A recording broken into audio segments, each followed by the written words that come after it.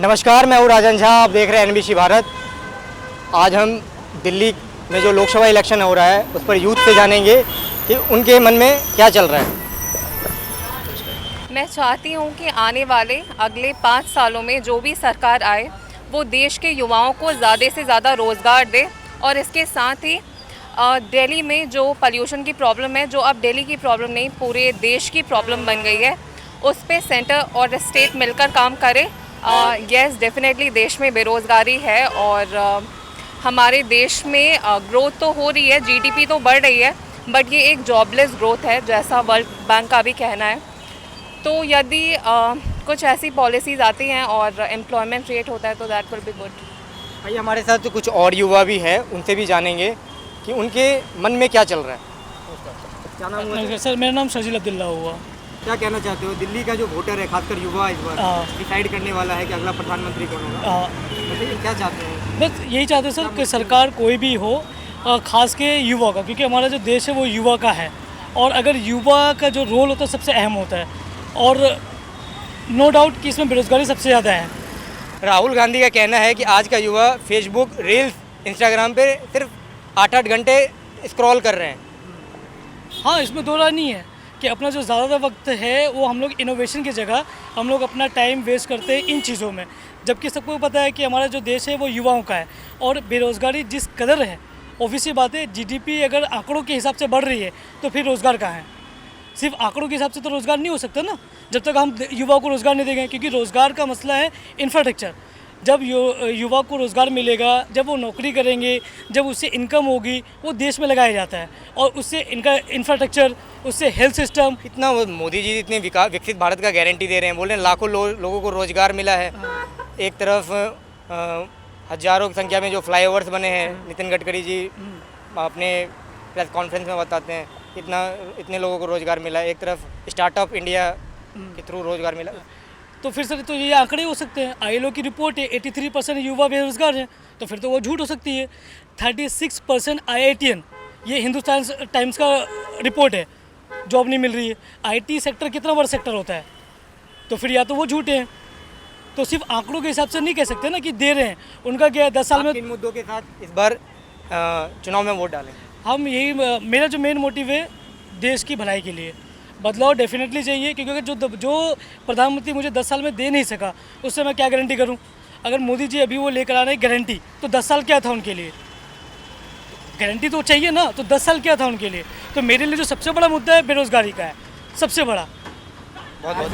आपका शुभ नाम क्या हुआ? सागर चौधरी। सागर चौधरी जी, इस बार दिल्ली के दिल में क्या है? बीजेपी। क्यों? राम मंदिर बना है सर, बिल्कुल वोट देंगे उन्हीं को। पहली बार वोट देना है सर मुझे, 21 का हो चुका हूँ। थप्पा बीजेपी पे लगाना है। किन मुद्दों के साथ? देश में राहुल गांधी बोल रहे हैं आज का युवा 8-8 घंटे स्क्रॉल कर रहा है, यूट्यूब, इंस्टाग्राम, फेसबुक, रील्स वगैरह। क्या लगता है इस बार क्या मुद्दे हैं युवाओं के? सर स्क्रॉल कर रहा मतलब डिजिटल मार्केटिंग में काम कर रहा है। स्क्रॉल तो कोई भी कर सकता है, लोग कोर्स भी तो कर रहे हैं उस चीज़ का। क्या कोई बंदा काम सीख रहा हो, डाटा तो कुछ भी कह सकता है। तो हम तो पढ़ाई वाले बच्चे हैं, हम तो सर्च में कुछ ढूंढ रहे होते हैं, कोर्स पढ़ रहे होते हैं, उसके अंदर यूट्यूब पर क्लास चल रही होती है बस। एक तरफ गठबंधन है जो रोज़ गारंटियाँ निकाल रहे हो, कल मोदी जी की भी गारंटी आ चुकी है, उस पर कुछ कहना है? सर गठबंधन में कुछ नहीं होता, पावर एक में होती है।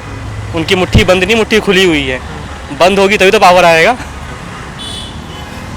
बहुत बहुत धन्यवाद। आइए, आपका शुभ नाम क्या हुआ? अंकुल कुमार। अंकुल कुमार, क्या चाहते हैं? देश का युवा किसकी तरफ जा रहा है? डिजिटल मार्केट की तरफ, डिजिटल इंडिया की तरफ। फ्यूचर इंडिया की तरफ। किस पार्टी को इस बार लग रहा है कि यहाँ से सबसे ज़्यादा वोट मिलेगा? खासकर एक तरफ मोदी जी हैं और एक तरफ राहुल गांधी इंडिया गठबंधन को नेतृत्व कर रहे हैं। मेरे हिसाब से तो मोदी जी को देना चाहिए।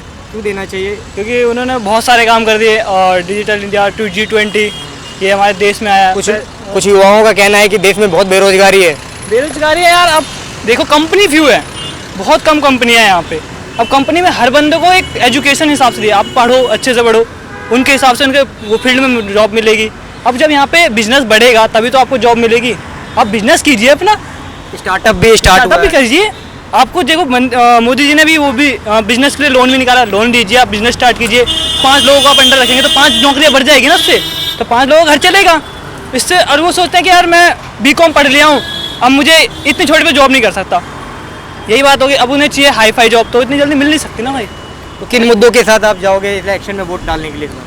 इस बार अब मैं 18 साल का हो गया हूँ, वोट डालने के लिए पहला वोट डालने वाले हो आप? नहीं नहीं, मेरा वोटर आईडी कार्ड ही नहीं है अभी। अच्छा, आपका वो आप देश के युवा हो और आपका वोटर आईडी कार्ड नहीं बना है? अभी बस साल नहीं हुआ ना, अभी एज नहीं हुआ। एज नहीं हाँ, इसलिए बहुत बहुत धन्यवाद। Thank you. हमारे साथ और भी कुछ लोग हैं। क्या नाम हुआ सर आपका? सुबोध कुमार। सुबोध कुमार जी, क्या लगता है इस बार सरकार की बदलाव होना चाहिए, बदलाव होना चाहिए? क्योंकि हमने 2014 से अभी तक देख चुका है क्या देख चुके हैं आपने? कि लोग सभी- तो कह रहे हैं कि एक तरफ विकसित भारत का नारा दे रहे विकसित हैं। भारत तो नारा नहीं, जो मेन मुद्दा होना चाहिए रोजगार, महंगाई कम होना चाहिए। अभी 350 का गैस 900 पार कर रहा है, 73 रुपये का पेट्रोल 100 पार कर रहा है, तो हम सरकार की मांग कैसे करेंगे? नई सरकार आनी चाहिए, नई सोच लेकर, और उसमें एक मुद्दा होना चाहिए युवाओं के लिए, बस। बहुत बहुत धन्यवाद। हमने जाना युवाओं से दिल्ली के दिल में क्या है। कुछ युवाओं का कहना है कि रोज़गार एक बहुत बड़ा मुद्दा है, कुछ युवाओं का कहना है कि राम मंदिर एक बहुत बड़ा मुद्दा है। युवा शक्ति इस बार देश में अलग अलग उनके मन में जो है, फर्स्ट टाइम जो वोटर हैं वो इस बार जो वोट डालेंगे उनके लिए अलग अलग मुद्दे हैं। कोई चाहता है राम मंदिर के नाम पे वोट डालने, कोई चाहता है रोज़गार के नाम पे मुद्दे डालें। कैमरामैन मनोज के साथ मैं राजन झा, NBC भारत।